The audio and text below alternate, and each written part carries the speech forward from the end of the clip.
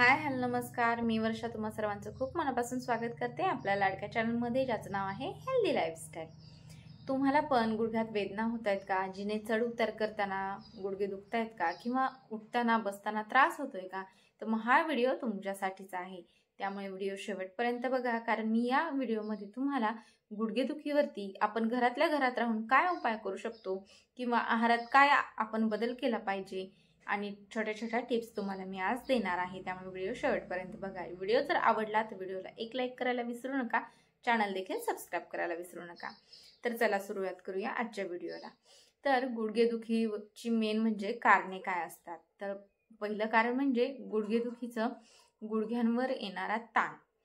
आपल्या अतिवजनामुळे गुडघ्यांवरती ताण येतो आणि त्याच्यामुळे आपले गुडघे दुखू लागतात। नंबर 2 म्हणजे वाढत्या वयामुळे हाडांची झीज होणे।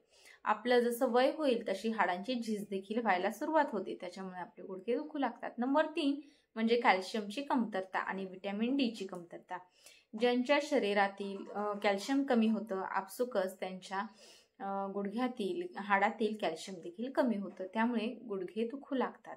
नंबर 4 ते म्हणजे वजन वाढ। अति वजन वाढल्यामुळे देखील गुडघे दुखू लागतात। आणि नंबर 5 म्हणजे चुकीचा आहार किंवा व्यायामाचा अभाव। ह्या गोष्टींमुळे अर्थातच आपले गुडघे दुखू लागतात। आता याच्यावरती आपण घरात राहून नक्की काय उपाय करू शकतो?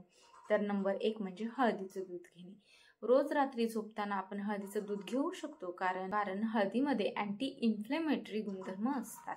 त्याच्यामुळे आपल्याला ज्या वेदना होत असतात त्या अर्थातच हळदीने कमी होतात। त्याच्यामुळे रोज कोमट दुधामध्ये हळद मिक्स करून ते दूध रात्रीचं झोपताना घ्यायचं आहे।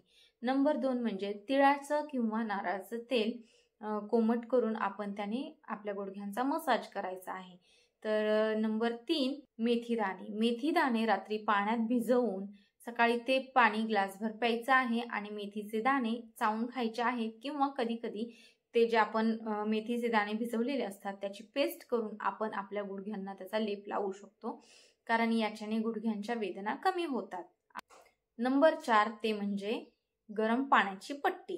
गरम पाण्याची पट्टी जर आपण गुडघ्यांवरती ठेवली किंवा जो भाग दुखतोय तिथं ठेवली तर अर्थातच आपल्या वेदना कमी होऊ लागतात।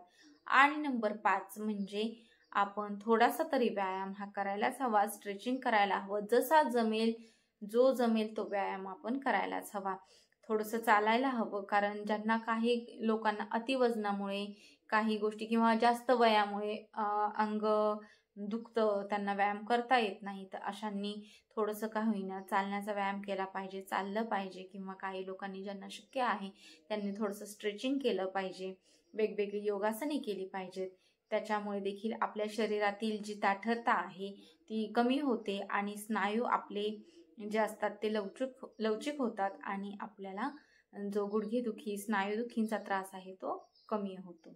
आता छोट्या टिप्स त्या म्हणजे आपण काय पाळू शकतो? तर आहारामध्ये आपण कॅल्शियमयुक्त आहार घेऊ शकतो। त्याच्यामध्ये दूध, दही, पनीर, अंडी अशा पदार्थांचा समावेश केला पाहिजे। म्हणजे व्हिटॅमिन डी आपण घेतलं पाहिजे, जे की आपल्याला सूर्यप्रकाशातून मिळतं। त्यामुळे व्हिटॅमिन डीचा देखील आपण व्हिटॅमिन डी युक्त आहार देखील घेतला पाहिजे। व्हिटॅमिन डी हे तुपामधून मिळतं, तुपाचा देखील तुमच्या आहारामध्ये समावेश नक्कीच करा आणि खूप छान पद्धतीने तुमच्या गुडघेदुखीवरती मात करा। वजन नियंत्रणात ठेवता आलं पाहिजे आपल्याला, कारण अतिवजनामुळे आपल्या गुडघ्यांवरती ताण येतो आणि आपले गुडघे दुखू लागतात। त्यामुळे वजन नियंत्रणात ठेवण्याचा प्रयत्न करा, ज्यांचं वजन जास्त आहे त्यांनी। तुम्हाला हा व्हिडिओ कसा वाटला ते मला कमेंट करून नक्की सांगा। आणि तुम्हाला हा व्हिडिओ आवडला असेल तर आपल्या व्हिडिओला एक लाईक जरूर करा, चॅनलला सबस्क्राईब करून ठेवा, कारण मी असेच व्हिडिओ छान छान आरोग्याचे घेऊन येणार आहे। त्यामुळे आत्ताच आपल्या चॅनलला सबस्क्राईब करून ठेवा। भेटूया पुन्हा एकदा नवीन व्हिडिओ सोबत, नवीन टिप्स सोबत। तोपर्यंत धन्यवाद।